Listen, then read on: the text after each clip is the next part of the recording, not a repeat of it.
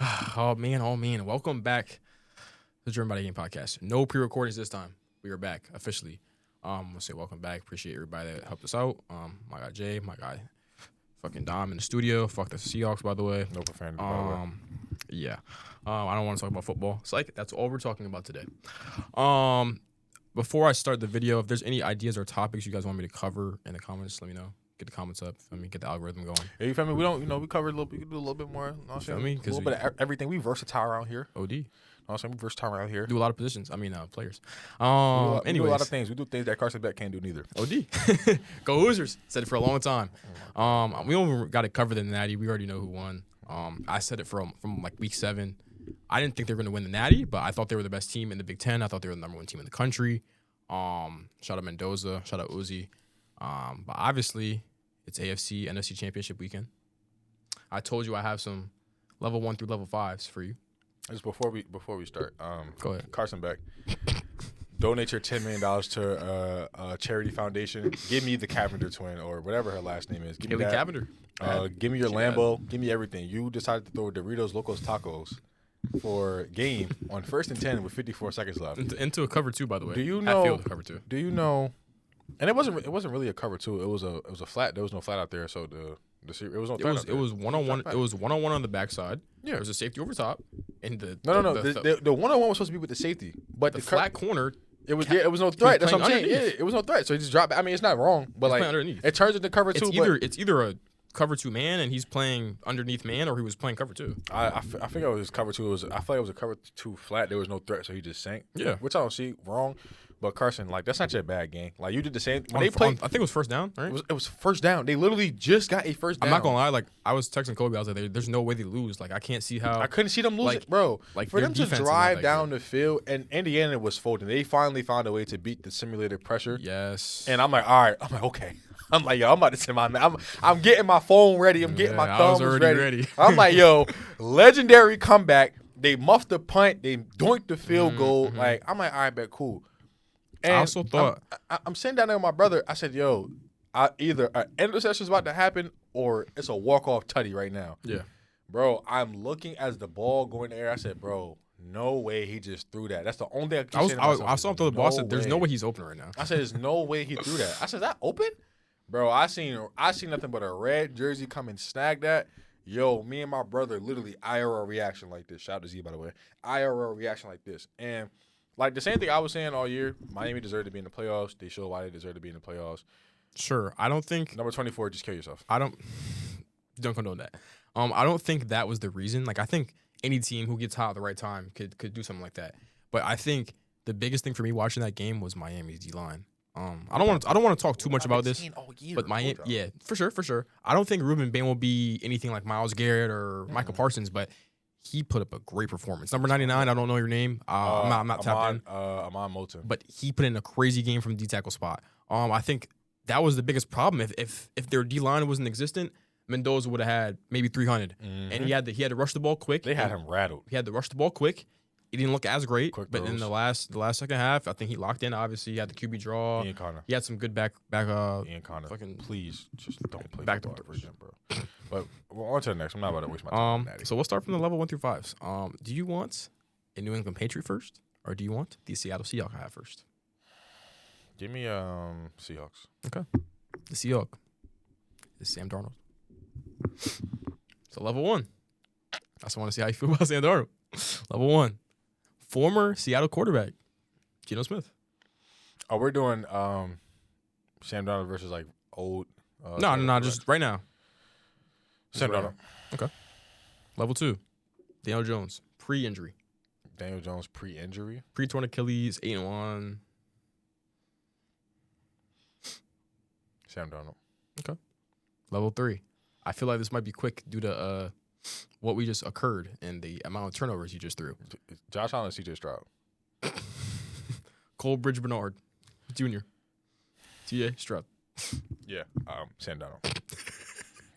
No, like all jokes aside, you taking Sam Darnold over T.J. Stroud? Yes.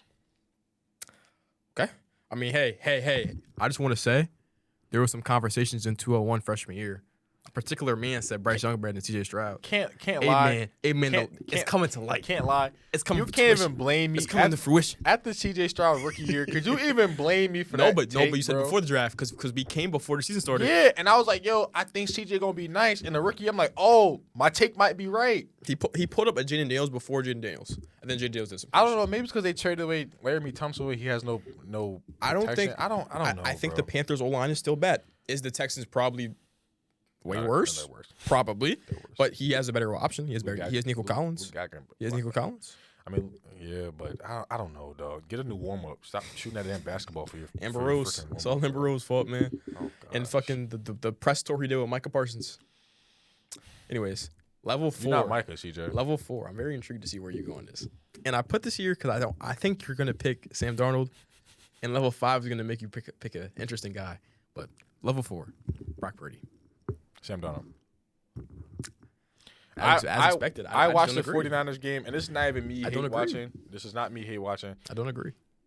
Day-Day's known for years. I don't think Brock Purdy is a good quarterback. I don't think that. I've never thought that Brock Purdy was a good quarterback. There is people try to make it seem like because he was Mr. Irrelevant, he was Tom Brady. That's not the case at all. It is impossible to replicate Tom Brady. It's either you got that shit in you or you don't. Sorry for the profanity. Watching that game and watching him not being able to make things happen, it kind of just showed like you really might need a super team to make shit You got happen. some injuries though. Every team got injuries. This is football. At the end of the day, this is football. You really got. Okay. I watched Brady throw for 300 yards to Chris Hogan, and nobody knew who Chris Hogan was. Nobody knew who Chris Hogan was. Chris Hogan just magically appeared in mid-game, and niggas like, yo, who's this white boy? Danny Amendola, James White, Rex Burkhead. They just spawned out of nowhere. They started spawning. The best playoff receiver of all time, Julian Edelman. And Brady made them look like something. That's doing something with nothing. Where is Chris Hogan at right now? Where was Chris Hogan at after the bowl? Nobody knows. Houston. When Chris Hogan left New England to go to Miami, not Chris Hogan, Danny Amendola. Everybody thought Danny Amendola was gonna be good with him with Miami. He went to Miami and fell off, like completely fell off. Nobody heard from him since then. Yeah. Okay. I've seen Rodgers make stuff work with Jeff Janis. I don't know. I seen Breeze make stuff work with a punt returner. I watched Josh Allen make it work with Sammy Watkins, and Sammy Watkins ain't Sammy Watkins no more. You don't even gotta say Sammy Watkins. You could just say Keon Coleman.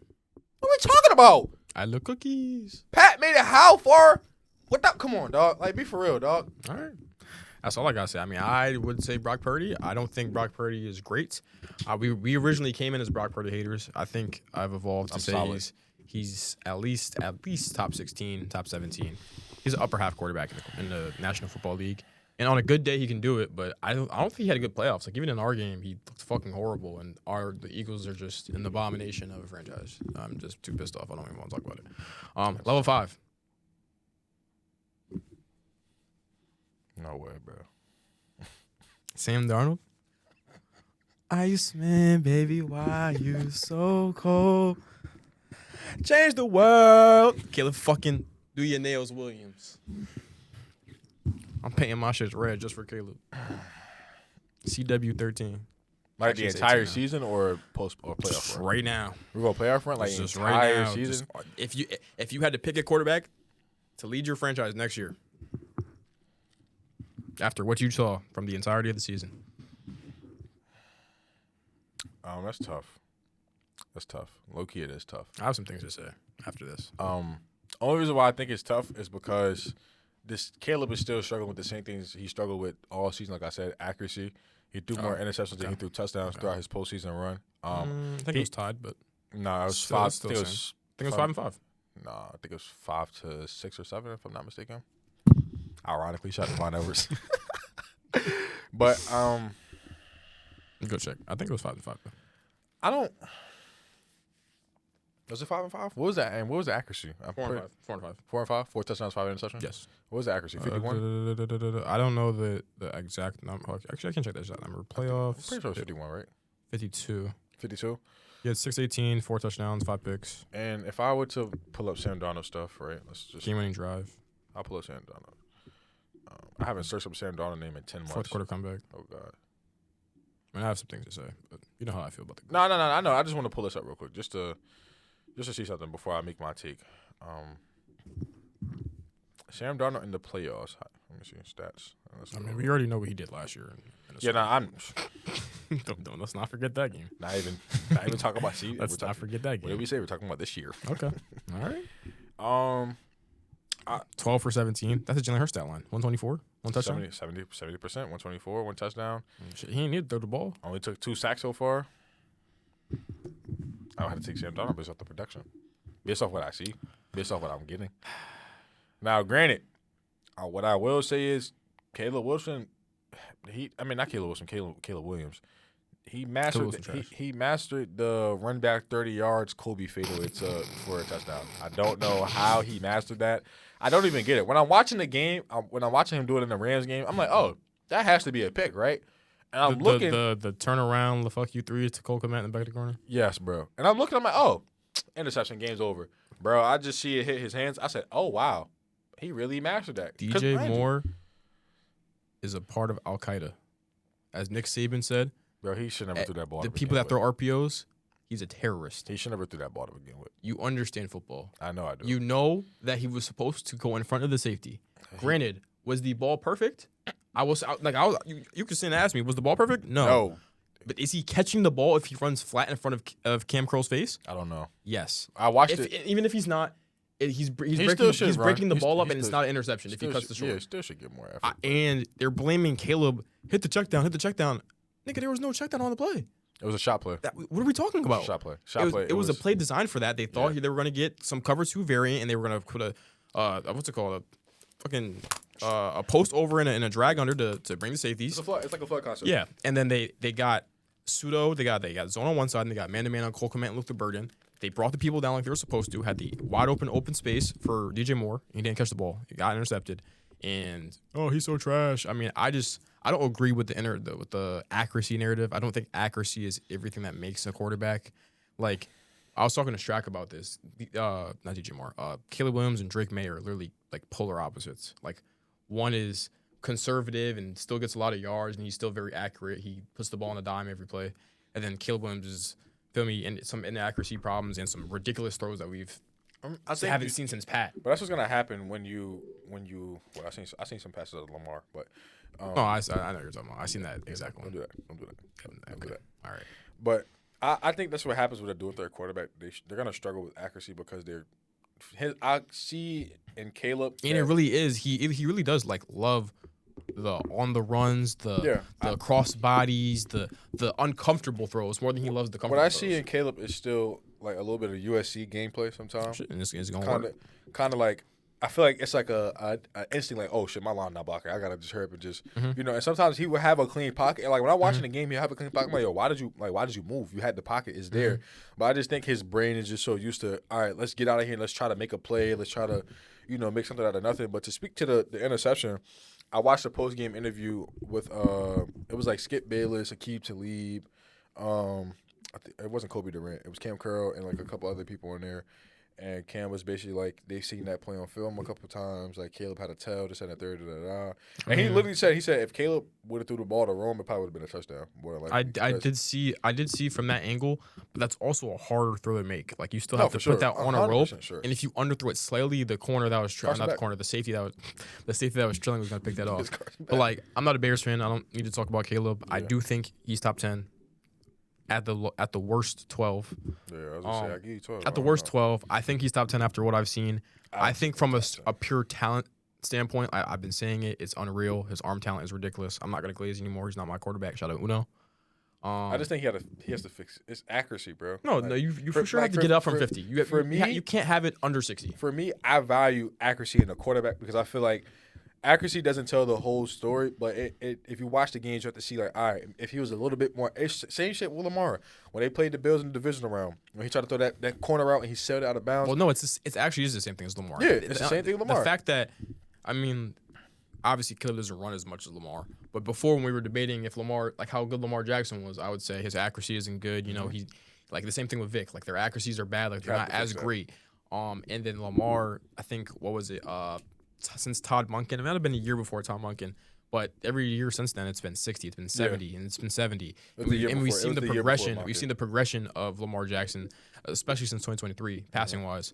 Obviously, the 41-4. Don't know how he didn't win MVP last year, but whatever. Shout out Josh Allen. Shout out Haley Steinfeld. I'm not Michael B. Josh Michael B. Allen. Jordan. I'm not shut out Josh Allen. But I think it's a problem he should fix, and it's hard because the dangers you have to take sometimes as a risk taker. Obviously, he throws some ridiculous passes, his interceptions, and he actually doesn't throw a lot of interceptions. Like, he really doesn't. And How many he had this year? like, not a lot. He has the least amount of interceptions through 1,000 pass attempts ever, I saw.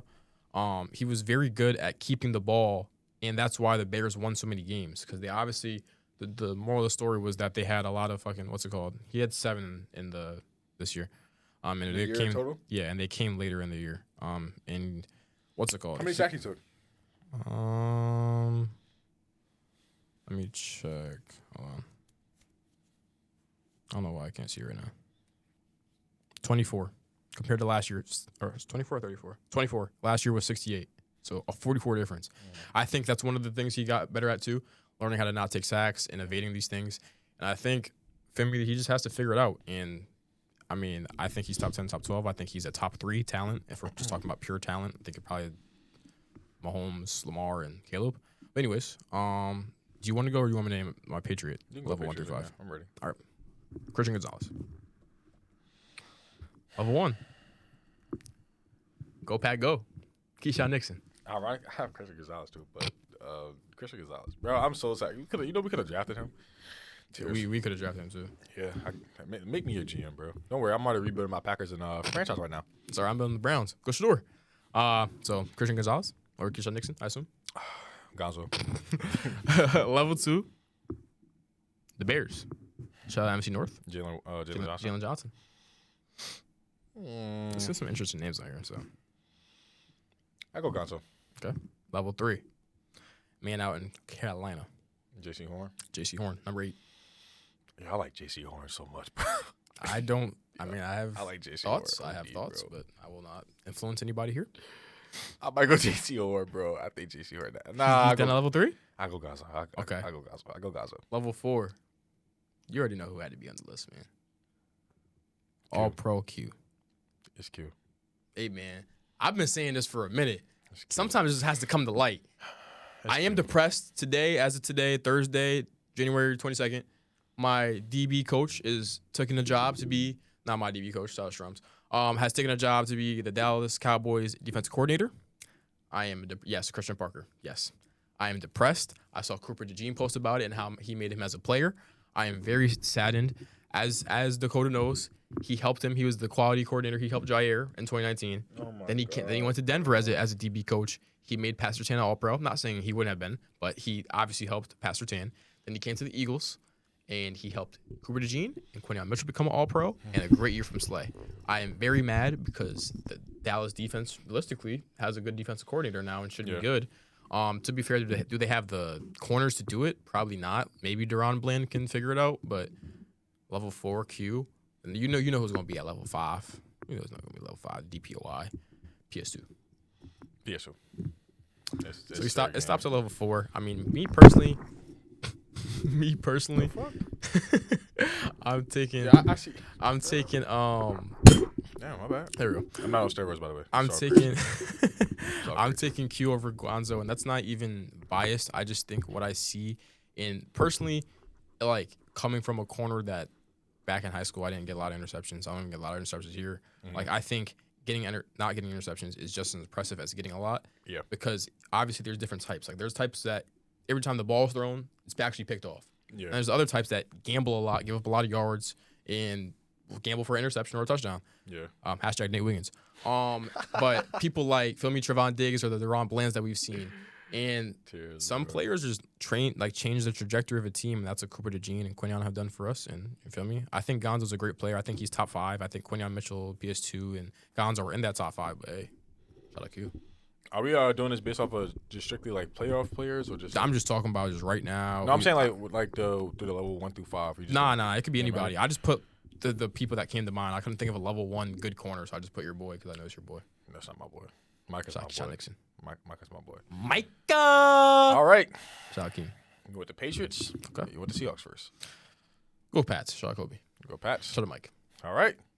Your contestant for the day, Drake May. Level 1. I already know you're gonna have to make me choose between. Whatever, bro. Get it started, bro. Get it started. Level 1. Drake May. Or your boy. Figure no pain boy. Killer Williams. Sort of high. At level 1. Level 1, bro. Level 1. Strictly off this year, right? As we said. This year. Strictly hoops off this year. Drake May. MVP candidate. Okay. Drake May. Number 2. It's a bird. It's a plane. No. It's If Man. Justin Herbert. Oh, shit. I thought those were the real bird.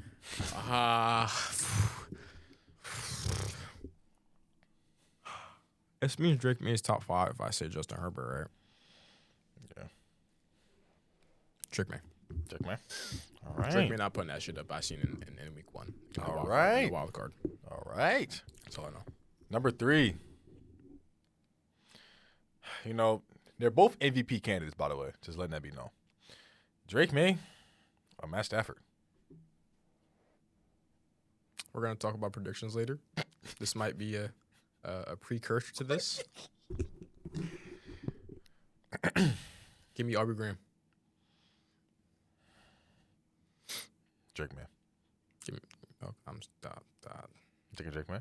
Yes, I am taking Drake May. All right. Drake May. Or, hey, look, some call him the best quarterback in the league. Some call him a tush-push merchant. Well, not the one that plays in Buffalo. The one that plays in Philly. Drake May or your QB. Uno.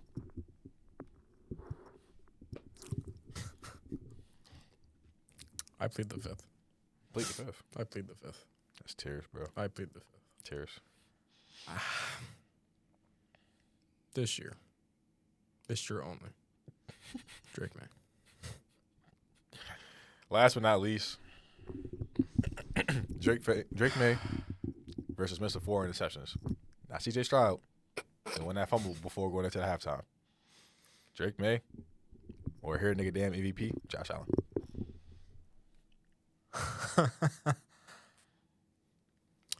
Give me Cinders, man.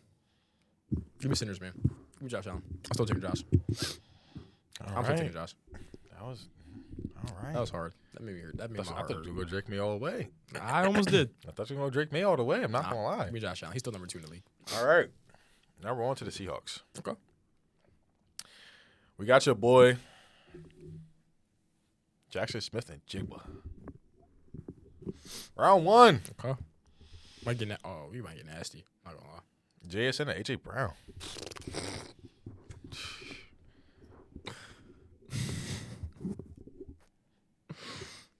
JSN. This year. Right. Take JSN. JSN or Luka? Not Doncic. Luka Puka. Ends at level 2. I'm taking Puka Doncic. Not even close. Not even close. I'll be real with y'all. I was initially a Puka hater. I said Puka was Travis Fulgham 2.0. It's Puka. His contested catch, his catch radius. They say he can't beat man, but shit, he could beat the man. I think he's miles better than Devontae Adams at this point. He carries the offense of the Rams. I think he is the Rams. With no Puka, I think they lose in the first round to Carolina. Give me Luka Puka Doncic. Luka Puka Doncic. And this is not to say anything about JSN. I think JSN this year is top 3. No, he's number 2.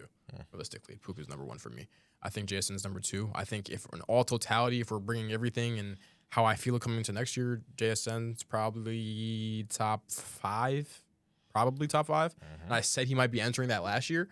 I didn't think we were going to get this big of a jump, but I think JSN's for me still, regardless, a ridiculous player. All right.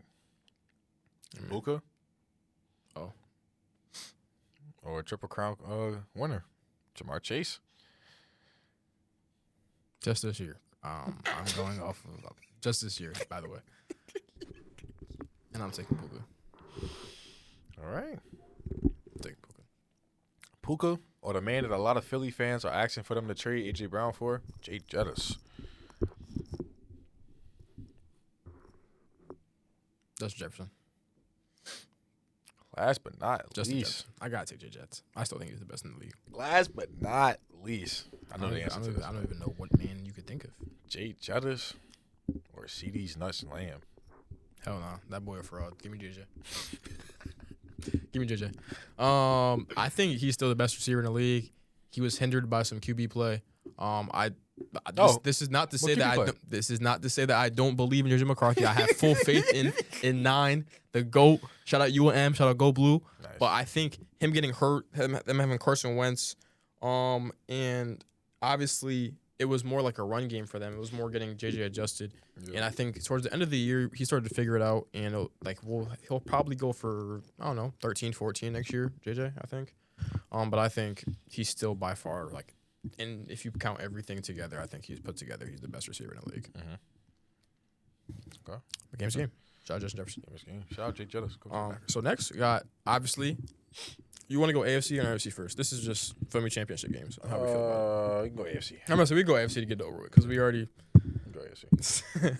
I mean, even if Bo Nix is playing, I'm taking the New England Patriots. Yeah, I'm taking the pass. One thing I want to do, I want to have obviously we know enough about the teams. I think to have like a key factor into this game for both games. I think for the Broncos, if they want to win, I mean, you're just gonna have to be able to stop the run. I think obviously Drake May is a good passer. But if you're able to limit Trevion Henderson and Ramondre Stevenson, it could be a bad day. Like, you have PS2. You have McMillan, who just made a good play. Their slot corners aren't that good, but you have McMillan, who made a good play. You have White Man Riley Moss. He's not Cooper DeJean. He's not Reed Blankenship, but, hey, shout out the Whites. They still have a good defense. They have Huafunga. They have Nick Benito, who's going to give Will Campbell problems. Obviously, we've seen what he's given up the past 2 weeks.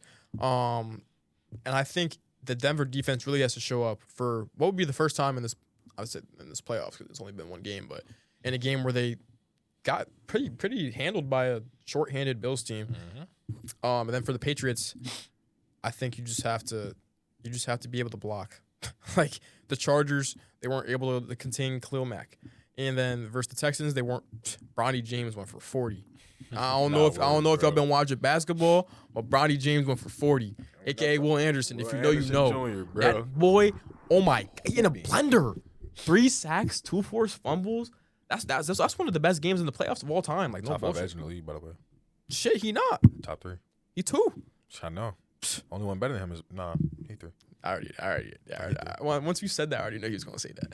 But I think you have to be able to protect Drake May, which they haven't been able to do. And if they figure that out, which I've said, shout out Quinn. He asked for a shout out Quinn. They have Zach Allen, they have Nick Benito, they have guys. But if they're able to protect Drake May, I mean, they might win by 40. I agree. I think if Drake May don't make decisions that Josh Allen also made.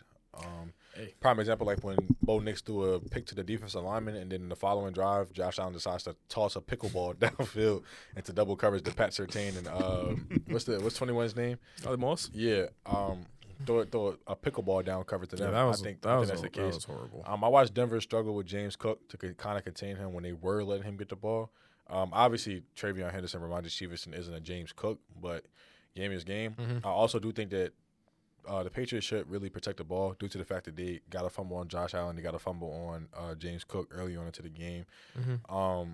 I also think that Drake May has to make timely throws and good throws because these Broncos DBs aren't DBs that you just pick on. You know, they're not 24 for Miami. I just want to say that they're not. You're not just throwing at Pastor. You're just not throwing at Pastor Tan. Like the same shit that Brock Purdy did. Like he targeted him the first Quinyon the first drive.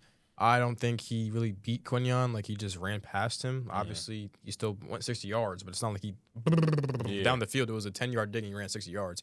Then he continued to do that rest of the game. 3 PBUs and 2 interceptions and a forced fumble. Anyways, not nice by the way. No, not. I wasn't talking about Q. I was talking about Brock Purdy. Look at you. Look at you. Look at you, bro. Look at you. I don't think that the Broncos have any DBs like Keyshawn Nixon. I don't think the Broncos have any DBs like Travion Diggs. I don't think the Broncos have any DBs like Carrington Valentine. I also think they don't have any linebackers like what's his name? Ingabar. I also think they have better. Any pass rusher on the Broncos is better than Rashawn Gary. So. Like I said, I think they have to protect the ball for the Broncos. It's more so going to be trying to figure out how to get your offense going. Yeah, because obviously, I mean, we're not big Bo Nix fans. That could let it be known. Yeah. I don't think I'm not like Shady. I'm not gonna say I don't think the difference between Jared Stidham and Bo Nix is small. It's a big difference. It's definitely a big difference. Like Bo Nix is definitely this year. Shit, I'll give him top 20, but not realistically probably what top 17, 16. Yeah. He's the upper half, and he was able to do good with what Evan Ingram, Cortland Sutton, Troy Franklin. I don't names that don't scare you. I don't think you're not really worried about Troy Franklin. I'm not worried about Cortland Sutton. Especially when you've got Gonzo on the team. Yeah. Marcus Jones. I don't think Marcus Jones is that great, but he can definitely put a service up. He's the touchdown man. He wants to score punt returns. He can score pick sixes, fumble recoveries. But I think for the Broncos to have, I would say limited weapons in their backfield. They have a tandem of guys. I think RJ Harvey will be a guy, but this year he hasn't been that guy yet. He's touchdown man, but he hasn't been like receiving yards and rushing yards yet. I think if Jared Stidham, I mean, the game plan just has to be short. You have to dice him up short. You have to take advantage of the ball. You have to run the ball efficiently. You have to chew the clock. True. You gotta put 2 clock on. You score a touchdown. Pray for the best. And you gotta just hope that. You gotta hope that defense. I would say you gotta hope that Pat's defense don't get off because Milton Williams.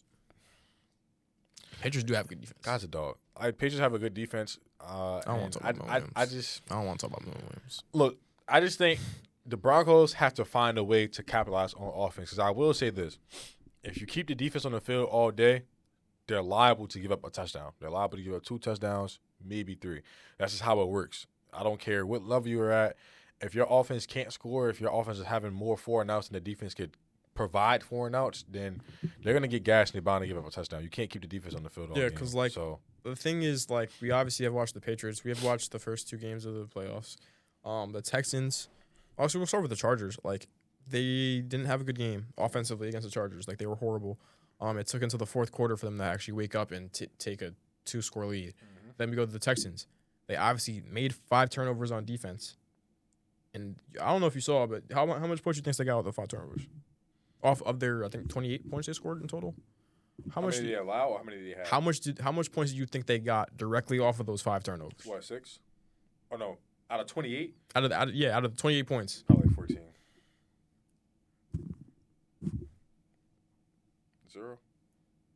If you're forcing 5 turnovers. Yo, you are right. I did see that graphic, bro. Now that I'm thinking about it, you are completely right. I did see that graphic. You are forcing 5 turnovers in a football game.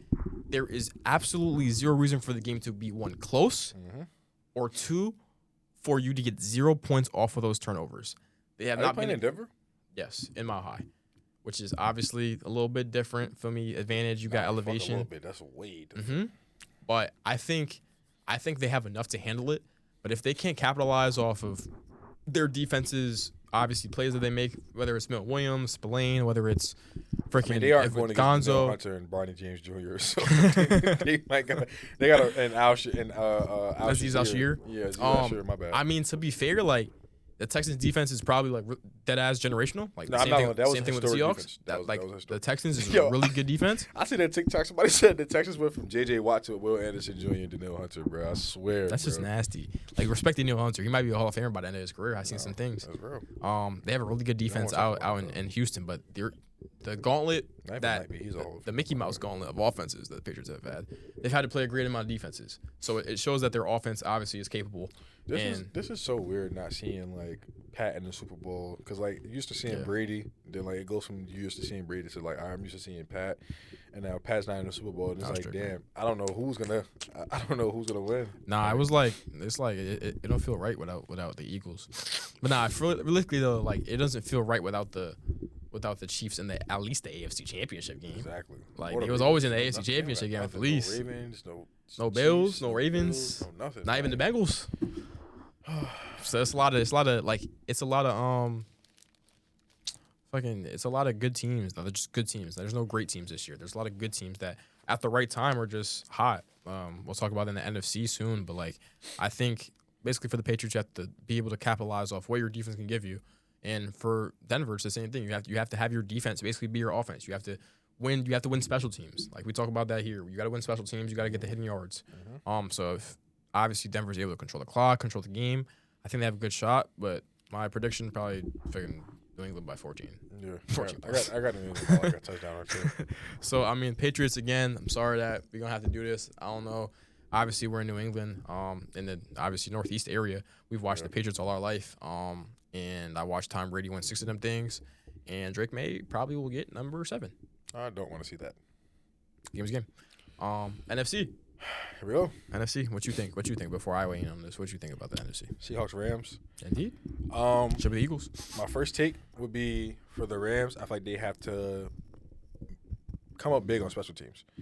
I feel like if they did fire their special teams coordinator because they were ass on them. Yeah, if they let Rashid Shaheed get off on special teams, I think realistically you can't. I think realistically you cannot kick him the ball. Exactly. That's why I said on kickoff, you have to kick to the other guy. On punt return, you got to kick the ball especially with the way how bounds. kickoff is now. If you let him get the ball, I guarantee you he gonna get off with that muff. I'm trying to tell you, bro. Every trip, The fans is day one. it's gonna be a 30. It's gonna be a 30. It's gonna be a 30-yard return. It could be a 40-yard return. It could be a kickoff return. Do not give him the ball. If you give him the ball, I hope you got your best tacklers out there. That's what you're going to need. You're going to need your best pursuit and tackler guys out there. Yeah. I guarantee you. Shit, might as well put your best defense out there. Exactly. You hit him you try to go at him at the wrong angle, it's over. To the crib. I'm telling you quick. I think it's that.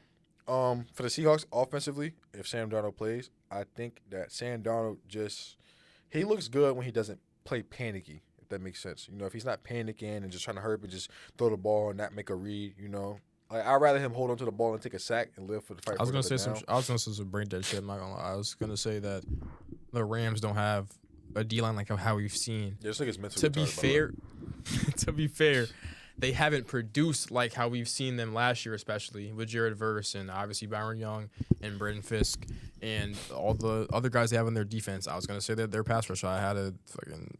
I mean, they had the best 17 points though.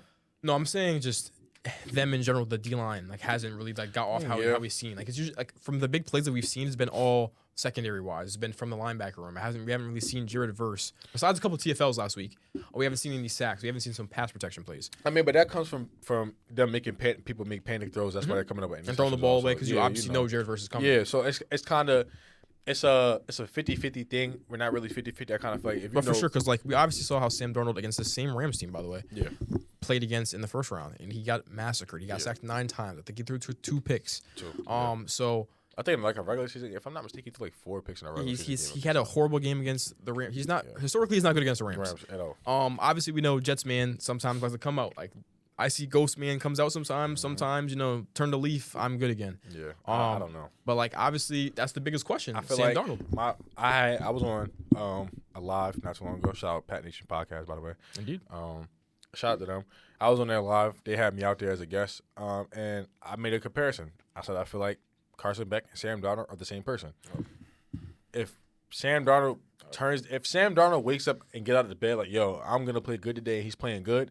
They have a very high chance of winning. Because when Sam Darnold play good, that means JSN getting off. That means Kenneth Walker got to get off. That means Rashid Shaheed going to get off. Everybody going to eat. Cooper Kupp going to get off.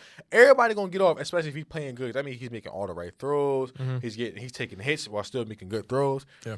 If he wake up out the bed and he's spooked, GG's. I ain't going to lie. The Rams just cash a ticket to the Super Bowl easily. AJ Barner, Michigan legend. At tight end too. I also think that, what is that? They're playing in L.A.? No. Seattle? Yeah. Seattle isn't as cold. Man. Seattle isn't as cold as Chicago is, obviously. So I do think that play. Yeah. I ain't seen none of that. I ain't seen none of that hit my phone when they lost. But actually, you did. You typed it. Yeah, I did. But I don't see Matthew Stafford and their offense struggling as bad as they did when they were in Chicago. Granted, they don't play in the cold. They're in Los Angeles. It's pretty much damn near hot year round out there all the time. The most they really struggle is like rain. If they were to see rain conditions, I think they'd be prepared for that. I seen a stat that the Seahawks, when it rains, they win 95% of the time at home, which is crazy. I can see it, but that's crazy. Yeah, that's crazy. So if it rains or snows, which it actually is supposed to be, obviously, over here, it's supposed to be a big snowstorm. Yeah. So if it rains over there, any precipitation, Rams might be in for a bad one. Shout out K. Will, Kyron Williams. If you get K. Will going, I like Kyron Williams actually. I like Kyron Williams. I was a Kyron Williams hater. I like Corin better. But if you get I was used to be a Kyron Williams hater. If you get any of them going, I think they have a nice. I feel like it's going to be one of these high-scoring games. It might be like a 28-35 kind of game. If everybody wakes up and play the way they're supposed to play. But that's the thing about football. You No. never know who you're going to be when you wake up until you start the game. And one thing go wrong, like, yeah, it's over. Yeah. It's over. Hey, man. Shout out to But hey, Post look, Eagles. Post like Eagles me and saw that. Dede say, it ain't never over to the fat lady sing. But that's my predictions. I can see it going both ways. But who do I really want to win? Give me the Rams. I ain't gonna lie. Devontae Adams, Packers legend, best wide receiver in Packers history. Gotta side with the Rams, bro. Gotta go. Take him over Sterling Sharp. Hall of Famer. Yeah. Not crazy. I think Devontae's better. I agree. For me, for Seattle throughout the year, 32 in pass attempts. Their offense is very efficient when they pass the ball. Obviously, JSN helps. JSN is not. JSN ain't better than Southwest over. Go. JSN is not he's not just a deep threat. He's good intermediate. He gets screen passes. He does it all over the field. I think for a team that is without their RB2, obviously without Zach Charbonnet torn ACL, they're going to be forced to pass more. And I think it's scary when you have to do that. Obviously, like they said that all last year with the Eagles and also this year. We're not high in pass attempts. Obviously, we have good receivers, but we're not high in pass attempts. So what happens when you increase the volume? That's a question that's probably going to get answered this Sunday. And I think if Sam Darnold is able to be efficient and not turn the ball over, which is basically the key to the game nowadays, you just don't turn the ball over and just dink and dunk, and you win the game probably. They'll have a good chance. But for the Rams, for an offense that has been very shaky this postseason, like even though they put up, I think, 31 versus the Panthers, they put up 14 in the first quarter and went to sleep for 2.5 quarters. They put up 17 points. They put up 10 points for the entirety of the fourth quarter until the last drive of the game, where they scored, and then obviously, Bears got the ball to 2, turned it over, got the punt, and then obviously the Killbooms throw. The Rams have not been good, I don't think, at all. And for them to be still in the NFC Championship game and competing for a title with Sean McVay as your coach and Matthew Stafford at QB, that is very scary. Obviously, we know who the better Sean is, not McDermott. Give us a game. So I think it's going to be a very interesting game for the Rams. Like, they have to come out hot. They have to stay hot. Not to mention that this Seahawks defense is very suffocating. By the way, I do that pass for Demarcus Lawrence, Leonard Williams. Like their defense is one of those defenses where like you can't give them no momentum. Nick and Worry, Even Worry.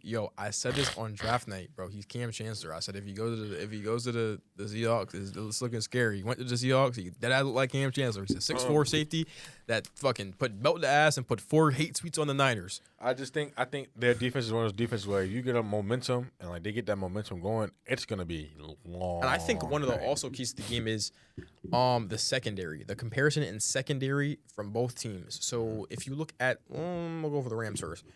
Emmanuel Forbes. I think he had a shoulder injury. I think he's out. He's still playing. Oh, he is? Okay.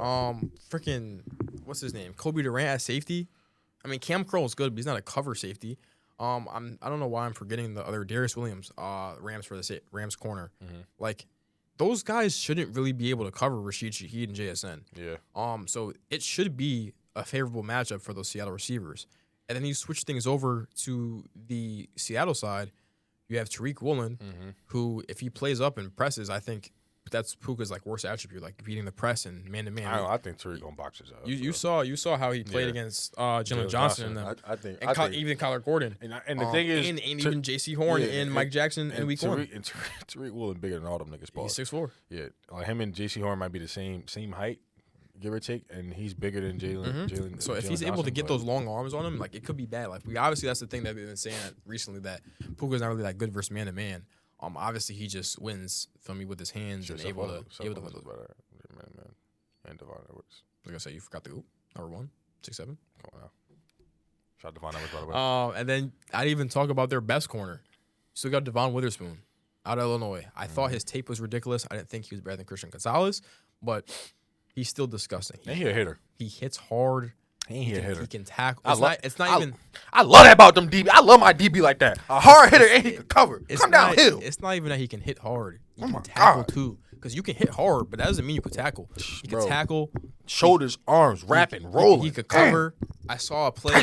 I saw a play on TikTok. I think it was it Theo Ash? Somebody.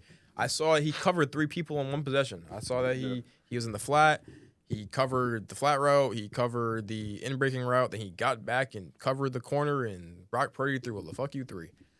So if Devon Witherspoon and Tariq Woolen are able to have a great day with Eamon Worry up top, you got Ernest Jones, who I really wanted before the Eagles got all our linebackers that we have now. There's a linebacker, right? Number 13. Yeah. What's it called? Came from Tennessee. He's transformed their defense. Seattle has had 0 linebackers, and even Domino's from last year, their defense was horrible last year, and especially against the run. And for this year, they went from very bad versus the run to, besides the Texans, the first team, basically like an all-time team versus the run, and able to just basically box everything, make everyone pass the ball against you. It's going to be a rough day for the Rams if they're not able to get shit going easy. Shout out to my brother Z. I got, personally. Who you got? Personally, I just don't believe in Sam Darnold. Yeah, they're right. There's a feeling in me that it's a rematch of Seattle and New England wins again, but something is telling me that New England Patriots I don't think will have another rematch. I think this will be the 4th time now.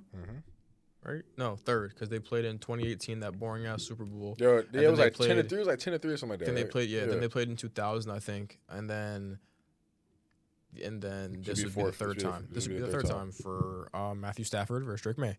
I do think the Rams have the better team, just off of. I mean, both games were decided by under 3 points. The first one was decided by 2 by the Rams, and the second one was decided by 1. And the Seahawks won overtime. That was a crazy game, by the way. Yeah, bro, I forgot that Matthew Stafford blew a 16-point lead in like 5 minutes. Yeah. Anyways, I think the Rams do get it done. Couldn't be better than A-Rod. I do want to respect the Seahawks, though. I do think they are deserving 1 seed. I said I wasn't convinced. I think the performance they put up against the Niners, putting them away fast, and the way they've been able to finish this last part of the season. Putting them away fast is an understatement. Yeah, I mean, first play it was over. Yeah. Kickoff return touchdown. It was putting them away is an understatement. They tucked them into bed. He said, "Go to bed, boy." Nice and early. Go to bed, boy. Daddy beat my ass again. He said, "Go to bed, boy." Mama said, "Daddy don't beat him." Daddy beat my ass again. Daddy woke up out his bed, came to my room, opened the door. Daddy beat my ass again. He said, "Go to bed, boy." Ain't go to bed, boy. He really put belt the ass to them Niners. Talk about hoops. Talk about some hoops. Hold on, we got award predictions. We got the finalists today. We do. We got the finalists today. They dropped. So I'll start off with my MVP. Like I said when we talked about level 3, Drake May or Matthew Stafford. I think when it comes down to it, I do think just like the NBA, I think it's more. I think it means more in the NFL for seeding wise than the NBA. Yeah. But for my MVP, the number 2 seed in the AFC, if I had to vote, my vote would be for Drake May. I think even though Matthew Stafford was really good this year, if you give Drake May, I know we're using ifs, if you give Drake May, Devontae Adams, and Puka Nacua, and Kyron Williams, he is doing the same, if not more, in winning the NFC West compared to what Matthew Stafford did. And I think it's hard, but if I had to vote, it'd be for Drake May this year. My vote will go to Matthew Stafford. Due to the fact that it's a hypothetical. I don't really talk about hypotheticals too much. I mean, obviously, I would agree that I think any elite quarterback could do the same thing what Matthew Stafford is doing, if not better. But I will go Matthew Stafford. Also, I'm not upset either way it goes. Also, what's it called? In common opponents, Drake May is 6-0, and I think Stafford is 2-4.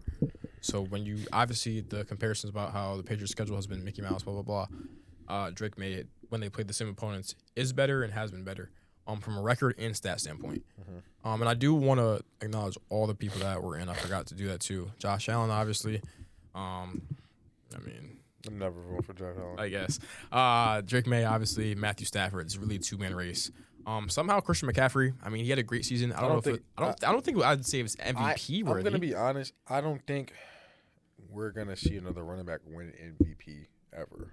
I think it already happened. I think that's the only time it's ever going to happen. On some real shit, I think the closest we were ever getting was last year with Saquon Barkley. It wasn't even close. And I don't think and he didn't win it, and I don't think it's going to happen again. Because with Adrian Peterson, and I know it's off topic, but what Adrian Peterson did to win Comeback Player of the Year, Offensive Player of the Year, and then win MVP, and that's, bro, I just don't think that.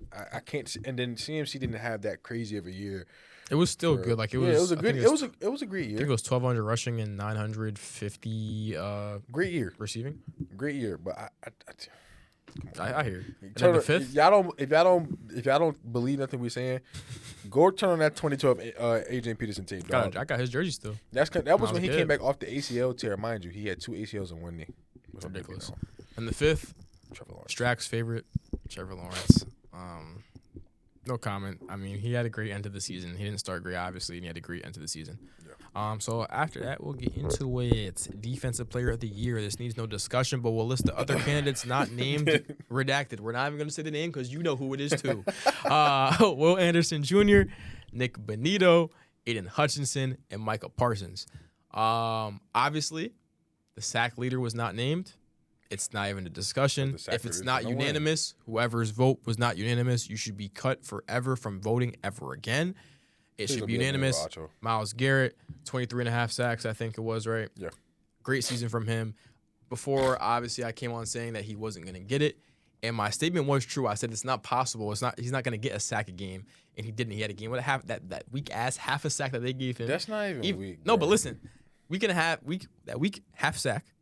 And if he didn't get it, he still would have 23, but it doesn't matter. And he had another game with no sack against, I think it was Aaron Rodgers. Because I know. My main thing I told you. I knew it would happen. The team that, I forget, I think it was the Titans.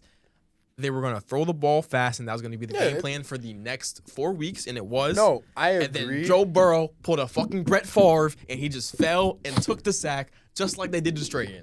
And you can't tell me otherwise. Mind you. Does he deserve the record? Yes, he was for sure. He was going to sack him. But regardless. don't act like this brother did not just fall and take He was going to sack him regardless. I promise you, he was going to sack him regardless. No. I watched him bend the edge. And I'm not gonna lie, his get off. I watched his ankles and knees do some shit that mine can't do. He was going to sack him regardless. Bro. I think he just fell. I think he fell because somebody told him like probably. Guess what? He probably did what the Packers tackle did when they played us. Nah, Jordan. Guess what? Run. You the same height. Nah, no. You should be Myles Garrett. Nah. I'm not gonna lie. There will never be. There's never gonna be another Myles Garrett. There will never ever be another Myles Garrett. I think. And discussion for another day. Is he better than J.J. Watt? Hey, I ain't saying nothing. But he's obviously Defensive Player of the Year. Great year. I mean, I'm not. Feel me? I'll bite on the chin like he did it. He did beat the sack. Honestly, I feel like it was dumb for the teams to do that. I knew that that's what they were going to do. But that was for sure going to be the game plan. I knew that was going to be the game plan, but I didn't think they were going to live and die by that. By watching Pittsburgh willingly lose the game just so he wouldn't get a sack at all. Because if they didn't double team, and obviously they didn't throw RPOs and checkdowns and slants and flat routes and Texas routes and all that stuff, he was going to get a sack. You can't do a long developing play with Myles Garrett on the opposite side of you and think you're not going to get sacked. It's going to happen. Mm-hmm. There's no tackle that can block him. There's nobody that can hold him. There's nobody that can withhold him from getting a sack. Mm-hmm. Triple team, double team. It genuinely does not matter. He got chipped every play. And I watched it. The Bengals game. He got chipped every play from like week 8 to the end of the season. There wasn't a play where the tight end wasn't. He dead ass. I watched the play where he went back and forth until the play clock hit 0. Yep. Both tight ends followed him, not get set until the play hit 0. That is unprecedented levels of just greatness. I don't even know. That's how bad they want to stop you. I've never seen something like that. They want to stop you. And honestly, it would make me mad, but I will also laugh at the same time if I was Myles Garrett, because at that point, it's a compliment to how everybody great trying to copy his little through the legs. I see Rashawn Gary do it. Good Lord. No, you can't. Max Crosby kind of did it, but you can't. You can't be Myles Garrett. You can't ask your star edge rusher that you want to draft in the next coming years if your team want to get an edge rusher. It should be Myles Garrett, because there never will be one. His bend, his everything is just so ridiculous. I don't know. Like, honestly, when he got the sack record, me and Joe knew he was gonna get it. Like, from a defensive end standpoint, like, it gets time. Like, when a tight end has to keep banging with somebody that's of his stature, like Myles Garrett is a freak human. Also, you can't say 18 games or 17 games because he did it in way less snaps. 200 less snaps on TJ Watt. Feel me? Apparently they counted other snaps for TJ Watt, but whatever. Game is game. I feel like I knew, like, me and Joe knew he was gonna get it from a defensive end standpoint. I feel like at one point the tight end had to get tired of just going, like, just chipping him, because, like, look how big that motherfucker is, bro. That is a huge ass human. That's a big ass human being, bro. Honestly, human beings ain't supposed to be that fucking size anyway.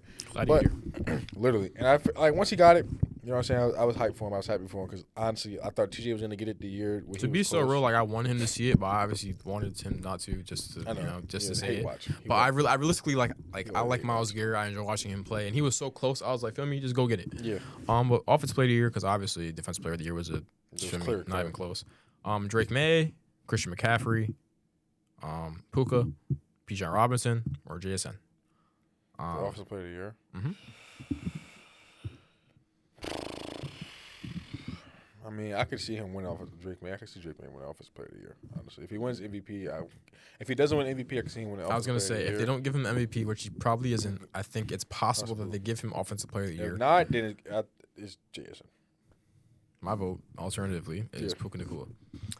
I think JSN put up a ridiculous season. I think if he got closer to 2K, if he actually got the 2K. Yo, is anybody ever going to touch that record? Yeah, Jeremiah Smith. Trolling. Fuck that guy. If we're going off stats, I'm pretty sure Puka ended with more. Let me just fact check this real quick. But at one point they did. They tried to. They hit JSN with JSN had 78 more yards. Obviously, Puka had more receptions, and I think Puka had more touchdowns as well. I just want to give it to Puka. I think he's a more dominant receiver. I think if you had to play Puka Nacua, you'd be more scared to go against him. Obviously, it doesn't factor into things. But I think he's a bigger factor, and he also has to deal with having Devontae Adams steal some of his yardages and all the touchdowns on the 1 yard line Devontae Adams gets. I think Puka Nacua just was that great. My second vote actually wouldn't even be JSN, which he's still great. Like, he put up a great season. You want to see CMC? No. Bijan. I think Bijan had a ridiculous season from a running back standpoint. Like, they were saying Jonathan Taylor was going to put up Saquon numbers. Shit, he even put up Bijan numbers. I think Bijan had a great year. And yeah, I think that's probably the closest outside of like the coach stuff, the closest award that we're gonna talk about.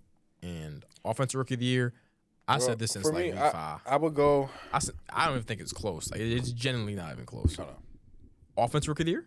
No, it's not. Yo, so who is it? You gotta go first. I went first. I just went first. Offensive player. Man, shout out my dad. I live in North Carolina. Bank of America Stadium, baby. Give me that. I've been saying this since week 5. Obviously, Ibuka had a really good start. And I said when the start happened, like, he's getting these all off big plays, which obviously you can't just say, wow, he's doing off big plays, because Tyreek Hill somewhat did the same thing. Show me Baker, your quarterback. That's what happened, Joe. Feel me? Got Baker Mayfield trash ass. So we've been talking about how trash he is. Joe. And don't be afraid to come outside, Joe. Come on, man. Don't be afraid. Feel me? He had a horrible catch ratio, because there was a lot of incomplete balls from Baker. And it didn't help that Ibuka had some drop problems later in the season. The options: Jackson Dart, Emeka Ibuka, Travion Henderson, Tet, and Tyler Shaw. I think I said Genty to start the year. Yeah. And obviously, he had 1,300 yards off of contact. Yeah, bro. I don't understand. Like, bro. I want y'all to go look up how many yards Genty had. And I just want y'all to know he had 1,300 yards after contact. His rushing. Not even rushing. His O-line period was ridiculously bad. Terrible. Next year hopefully we'll see something better, because they have to protect Mendoza. Genty was pulling out Marion Barber runs. Who are you taking, by the way? You didn't say who you got. I think from Jackson Dart not playing a lot of games, Tyler Shock didn't play a lot of games. I think Ibuka obviously fell off. Tet finished with more yards, more touchdowns. I'm gonna say Tet because I feel like Tet. And then Trevion obviously didn't play the last season. I feel like I can't say Travion because Travion was behind Ramondre Stevenson for most of the year, for a better part of the year. That's what I'm saying. I feel like if Travion played all year, obviously a conversation. Travion's a really good running back. I'm going Tet because Tet basically came to Carolina and emerged as the number 1 receiver over Kadoosh. He said you need to Kadoosh. I'm trying to tell you. Kadoosh. I'm trying to tell you. Kadoosh. I'm trying to tell you, Day-Day. I bet you better do your job. You're supposed to be our number 1. And you look the part. You don't play the part. Well, obviously, yeah, Tet received receiver 1. Yeah, like I was saying, I feel like Tet just basically came in there and took over the number 1 spot, as you're supposed to. Shout out Jalen Coker, though, by the way. Jalen Coker, undrafted in the Xavier Legette's class, and is better than him. Game's game. And I feel like, Tet just being able to come in there and take over and just be that number 1 guy, especially being a rookie like that. He was supposed to be that, but, like, obviously you don't know if that's going to translate. Yeah, you don't know if that's going to happen. He played for Arizona. Like, you don't know how these Pac-12, because he played for the Pac-12 most of his career, these Pac-12 guys are going to be. And he came in, and I gave him a Drake London comparison. It might be close. I mean, like, in comparison-wise, not close, because Drake London is top 10, top 12 receiver in the league. But he came in and played like Free how Jake London, the 6'4", 6'5" guy is supposed to play. Free Jake Leonard, free Kyle Pitts, free Bijan Hey Robinson. man, they'll be bad next year. Shout out Matt Ryan. Shout out Kevin Stefanski. Defensive Rookie of the Year. You seen the offensive coordinator? It's offensive coordinator for the Browns. They hired Kevin Stefanski and they hired the offensive coordinator for the Browns. Free Kyle Pitts, free Jake London, free Bijan. Sorry. Free everybody, bro. I ain't gonna lie. Free the whole Falcons. Narcolepsy. Defensive Rookie of the Year. I don't got, but there is Abdul Carter. Yeah. Nick Imawari. James Pierce, who it's funny enough because the Falcons went from giving up a top 10 pick because they traded 2 first-round picks for James Pierce to I think giving up like a 16 now because they won their last 4 games in a row. James Pierce, Carson Schlesinger, Xavier Watts. It's not close. It's not close in the odds. It's not close in my opinion. It's Carson Schlesinger, not even a debate. He has, let me go bring up the stats again. Browns, right? Linebacker, yeah. 48. He had 156 total tackles, 11 TFLs, 2.5 sacks, 67 solos, 9 QB hits, and 2 interceptions. He played ridiculous. He played not an all-pro, but he played at a Pro Bowl level in year 1. I was personally going Jihad until Jihad, obviously, and Kobe Dean came back. But I'm taking Schlesinger, not even close. I think Imawari was really good later to the season in that playoff game that has his stats up. It's crazy that the Falcons actually have 2 players on the same team and their defense was still ass. Exactly. James Pierce put up a great season with, I think, double-digit sacks. Yeah. Xavier Watts figured it out. Double-digit. Abdul Carter doesn't get any sacks, but he's Mr. Pressures man. Obviously, he'll be good in the future, in my opinion. And I think it's not even close. It's got to be Carson Schlesinger. Shout out UCLA. Go Bruins. I would go Carson Schlesinger too, but shout out to James Pierce. I feel like James Pierce had a great first year. 17 solos, 9 assisted, 10.5 sacks, 1 forced fumble, 1 fumble recovery for 27 yards. Those numbers as a rookie and a rookie defensive end at that, going into it, you normally don't really see that unless like this is an actual good player. 6'5". Yeah, I think it's the first double-digit sack guy from a rookie since Micah, if I'm not mistaken. It is. And honestly, like him at his frame, 6'5", 243 pounds, like it's a big guy. And I just want to say shout out to him because you're basically out there not all alone in the D line, but damn near. And again, he had a counterpart that was rookie. I can't remember. Yeah, I think it's a D tackle, if I'm not mistaken. It's a D tackle. Let me go check real quick. He tied for 13th in the league. I feel so bad. I don't remember his name. He's actually good. He is, but he's not like he's he's good, but I'm not calling him a bum. Jalen Walker. Yeah, who went before him. He's not a bum. He's not a bum. Jalen Walker's not a bum, by the way. He put up, but 5.5. He ain't James Pierce though. No. And James Pierce tied for 13th in the league with sacks as a rookie. You know what I mean? And I could only speak to what the future could withhold, like what could hold, but you can't really compete to what Carson Schlesinger did. Like, he played like 156 that's like tackles. That's like prime Bobby Wagner. And you going from your first year like out of college to play against grown men and do that is kind of ridiculous. So he probably was playing against grown men in college. You know, some people being there their 9th year in college. They're looking for that 10th year rule. They trying to put. Yo, who the guys that played with Trevor Lawrence that got 2 natties now? I don't remember. I just know that shit. EJ Williams. That's they better recruit my dad to go play at this point. Shit, he got 4 years. Shit, come get me. Comeback player of the year. I'm playing coach. Comeback player of the year. You got Stephon Diggs. You got Aiden Hutchinson. This is so tough. You got Trevor Lawrence. You got Christian McCaffrey. You got Dak Prescott. So this is the Dak pulled a hammy last year, right? He didn't play a lot. This is kind of like the only one where I'm picking what I think will happen and not what I think should happen. Yeah. I thought about Stephon Diggs. I don't really think about Trevor Lawrence. I don't think him being ass and then being good should warrant a comeback. I'm not gonna lie. When I looked at it, when you sent it to me, and I was like, "Wait, why is Trevor Lawrence up here?" I'm like, Trevor Lawrence wasn't hurt. He was just garbage. Ass. He was ass. And then it's basically like Cade. It's basically like the whole Cade thing with Cade basically got comeback. Most improved. It was the most improved player of the year because he went from 20 to like 27. Fucking first round, be the first overall pick in the You're first round. supposed to be franchise changing anyways. Like, what are we talking about? Then you got Dak Prescott. I don't think he should be there. So my personal coin flip is between Aiden Hutchinson and Christian McCaffrey. I think it goes to Christian McCaffrey, who I have highlighted. I think if I had to vote, it hurts. I'm a Michigan guy. I think it has to go to Christian McCaffrey. I think having 2,000 scrimmage yards total, you have 12,000 rushing, 900 passing, almost 1,000 receiving, and this will be the second time he did this. I think that is ridiculous, but I really want to say Hutch having the best year of his career to date. I'm sorry, I'm going. He had his best career to date. Obviously, last year he would have broke that for me. 5 games, 7.5 sacks last year. He had 54 total tackles, 36 assisted, 36 it's solo. his most sacks total by 3. 18 assisted, 14 and a half This is sacks. tied for the most TFLs too. Four fumbles. All Pro 2. 1 fumble recovery, 1 interception, 3 pass deflections. I want to give it to CMC so bad. I think it has to be for a torn Achilles is crazy. Torn Achilles is crazy. I thought he tore his ACL. No, Achilles. Let me see. It was torn Achilles because they say he might never play football again. You talking about CMC, right? Yeah. Yeah, it was Achilles. They said the same thing about Hutch. He snapped his fucking Hutch leg. has a metal rod in his leg. Exactly. So. A metal rod in his leg, and you still came back and put up 14 and a half sacks after they say it would probably take you 2 years to even get back to the form that you think you're going to see.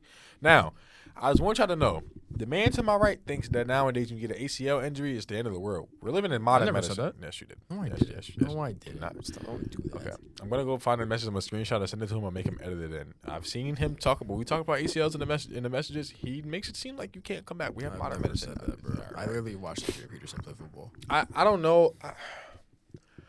CMC tore his Achilles. Hutch snapped his leg in half. The CMC was no fucking Cole Ward. Honestly, bro. Honestly, fucking give it to both of them, bro. I'm just so torn. Like I'm telling y'all, this is Aiden Hutchinson. Like not really. Last year was his best season, and he got hurt. But this is his best season to date from what we've already seen from him. And then this is not CMC. This is not even nowhere close to CMC's best season. But the production on all the freaking touches he got this year off a season-ending injury like that, that's ridiculous. But feel me, go to Coach of the Year. Coach of the Year, very interesting. We got Liam Cohen from the Jaguars, Ben Johnson from the Bears, Mike McDonald from the Seahawks, Kyle Shanahan from the Niners, and Mike Vrabel from the Patriots. I'll go first. I think this is probably the hardest award.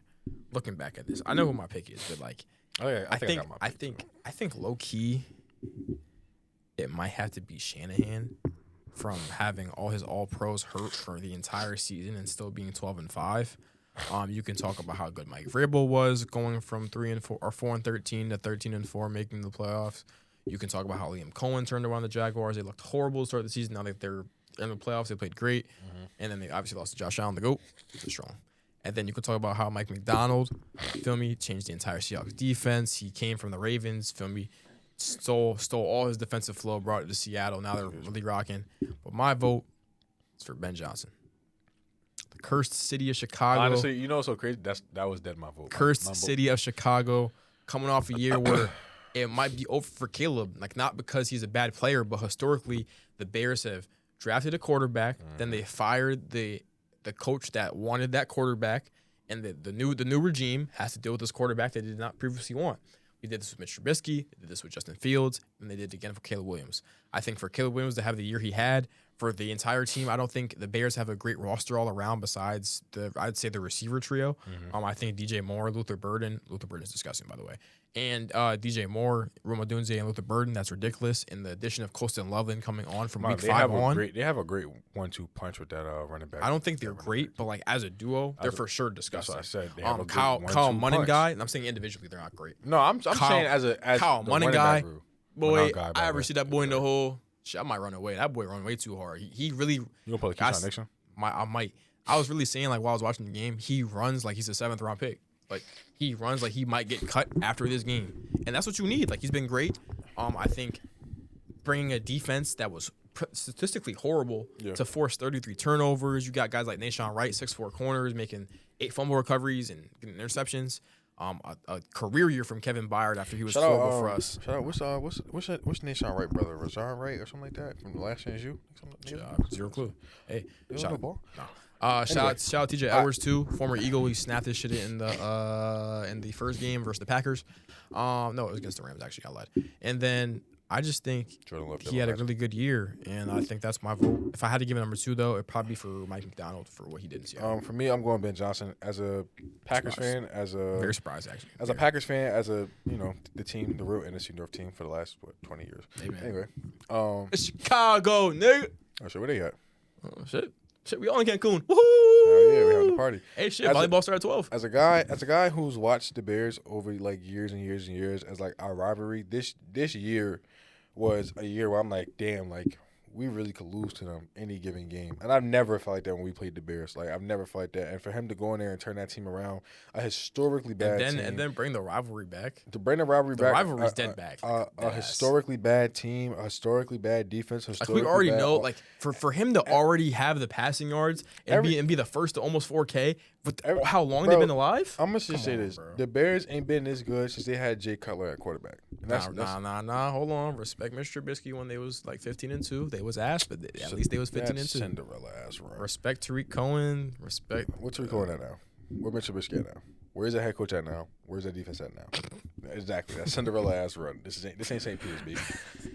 They went far. I don't know. They've always been ass. We know this. They have not been as good. They're dead ass like the Browns. They have not been as good since Jay Cutler. And when I really sit back and watch, as a fan of football, it really is amazing to see a guy to be able to come in there and just turn the whole entire culture around. You got Tremaine Edmonds out there. You got Kyle Monunga. You got DeAndre Swift. You got Luther Burton. You got Roma Duns. You got Nashawn Wright. You got Jalen Johnson. I think they have Montez Sweat, if I'm not mistaken. They do, but he's not even playing that much. The real guy they've been talking about who might break out is Austin Booker. Yeah. He's another 6'6", ridiculously lengthy guy. Number 9 in the defensive line. I think his last name is Johnson. I can't think of his first name. Just that team in general. Jervin Dexter too, I remember seeing him playing. That team in general. Shout out to the offensive coordinator. Shout out to the defensive coordinator for being able to even when they played us, they were able to come back from an 18-point deficit. You know, most of the times when you're down, I tell y'all this right now. Most of the times when you're down 18 going into the fourth, I can tell you right now, 99% of the time you lose that game. But that 1% is a chance you got to fight back. And my will go to Ben Johnson. I think he's done amazing things for Chicago. I think the Bears are going to continue to be a good team now. I think they're going to enter an era to where they're always going to be a playoff contending team now. It's not going to be the years where they're going 4-12. What happened? Wow. The Ravens signed Jesse Minter. Shout out U of M, baby. Shout out Michigan. Shout out Michigan, baby. Watch the Super Bowl. I think that's crazy. I think them going defense is kind of crazy. The Ravens, obviously, as we know, usually take some defensive coaches and defensive guys. The same thing with Harbaugh. I think that's kind of crazy. I think they do need to reinvent that defense. That defense has been ass as of late and been selling Lamar Jackson. But back to what we were saying. That defense is historically terrible when Kyle Hamilton's down. But we'll talk about this on Tuesday, on the Tuesday episode that drops. If we can. It might be a snowstorm, so hopefully. It's true. I did forget about that. But yeah, Ben Johnson, all-time great. Yeah. For me, just for what he did in Chicago already. Sure, might be the greatest. Might be one of the greatest coaches in Chicago history. Hey, respect my dicka. I said one of. I'm about to say, respect my dicka. I said one of. Assistant coach. You see, I feel like the Seahawks DC should be in this. I don't think it's Vance Joseph. I don't think the Denver defense is as good as it should have been. I think it should be. The Vikings weren't as good either as they were last year, and then it comes between Fangio, Clint Kubiak, and Josh McDaniels of the Patriots. I just think Josh McDaniels is just garbage. I think he's just. I mean, their passing game coordinator is getting looked at for jobs, not him. Then you obviously have Drake May. I think it's between Clint Kubiak and Vic Fangio. Me personally, I really want to say Vic Fangio. Like he's transformed a lot of guys that most people probably don't even know about. Like, you probably don't know who. I mean, you probably know now Reed Blankenship because of Cooper DeJean, but guys like freaking Nakobe Dean, guys like Jordan Davis that fell off, Jalex Hunt. We have guys Moro Ojomo. We have random guys, not random, but guys that weren't drafted first round or we didn't pay a lot of money for. We have the cheapest defense in the league, and we're, I think, probably one of the top 3, top 5 defenses in the league. So for Fangio to invent this scheme, have Q go from how good I thought he was. Obviously, you heard how good I thought he was last year to an all-pro level this year. And I think it could be Vic Fangio, but for what the Seahawks have done and how good their offense has been, how much the games they won, and me personally, I would say Clint Kubiak right now, no questions asked in my OC. I gave it to Clint Kubiak. Looking back on this, I might change to Vic Fangio because go Birds. For me, such a coach in the year, I'm going to go Clint Kubiak. Due to the fact that I feel like that Seahawks offense wasn't what they were last year. Bro, I've been telling. I don't know why Strack is still believing in Geno Smith, but that boy ass. They weren't what they were last year. Like and you see it. Look at Geno Smith now. Geno Smith now is playing like a certain somebody I know. I'm not gonna name nobody here. Go Owls. But I'm gonna go Clint Kubiak due to the fact that you almost turned what is JS in? What year is he in? Year 3, year 4? Year 3, I think. Year 3. You turned a year 3 receiver almost into a Triple Crown winner. He almost broke an all-time receiving record. You have Kenneth Walker out there. You have Sam Darnold actually looking like he's a top 10 quarterback. Might be year 1 or it might be year 2 actually, but I think it's year 3. I could have sworn. I thought it was year 3. I was gonna say year 2. 3? Right? Yeah, it's 3. 3. It's 3. Okay. We have JSN in year 3, looking like he's because first year he put up 628. That was the DK year. Yeah, it's DK year, right? And then last year he proved that he was better than DK Metcalf. Yeah, because I remember they said he was holding DK was holding him back. And then he put up 1100. Yeah, and then this year was when obviously he went to the Steelers and he turned into Mr. 120, 1800, 10 touchdowns. God damn, that boy nice. That boy nice. I feel like for you to do that and then for you to still be able to. And then for all the years, because I think they lost. I think the Seahawks lost OC last year. And they lost, I think, fucking Shane Waldron. Yeah.